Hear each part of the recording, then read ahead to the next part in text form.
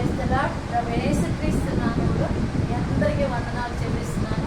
ఉదయకాల సమయంలో మనం దేవుని వాక్యం చూసుకుందాం. సామెతల గ్రంథం 15వ అధ్యాయము 24వ వచనం. క్రిందనున్న పాతాళమును తప్పించుకొనవలెనని బుద్ధిమంతుడు పరమునకు పోవు జీవ మార్గమున నడుచుకొను. ఇక్కడ సొలొమోను భక్తుడు రాసిన వాక్యం ఉంది. అయితే క్రిందనున్న పాతాళం తప్పించుకోవాలంటే బుద్ధిమంతుడు పరమునకు పోవు జీవ మార్గంలో నడుచుకొనునని సామెతల గ్రంథంలో సొలొమోను భక్తుడు చెప్తూ ఉన్నాడు. అయితే జీవ మార్గం, ఈ లోకంలో మార్గాలు చాలా ఉన్నాయి. అంటే రక్షణ మార్గం ఉంది, జీవ మార్గం. ఆ జీవ మార్గం అది ఇరుకైన మార్గంగా ఉంటుంది. అయితే లోకంలో ఎన్నో మార్గాలు ఉన్నాయి. మరి విశాల మార్గం ఉంది, వంకర మార్గం ఉంది, మరి చెడు మార్గం ఉంది, ఎన్నో మార్గాలు.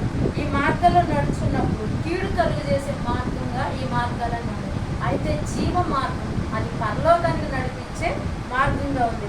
అదే రీతి ఇర్మియా గ్రంథం 6:16లో చూస్తే మేలు కలుగు మార్గం ఏది అని అడిగి అందులో నడుచుకొనుడని ఇర్మియా భక్తుడు కూడా ప్రవచిస్తూ వచ్చాడు.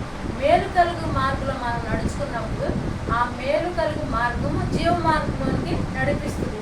ఆ జీవ మార్గంలో మనం నడుచుకున్నప్పుడు పరలోక రాజ్యానికి మనం వారసులు అవుతాం. అలాంటి కృప దేవుడు మనకి దయచేయను గాక. ఆమేన్.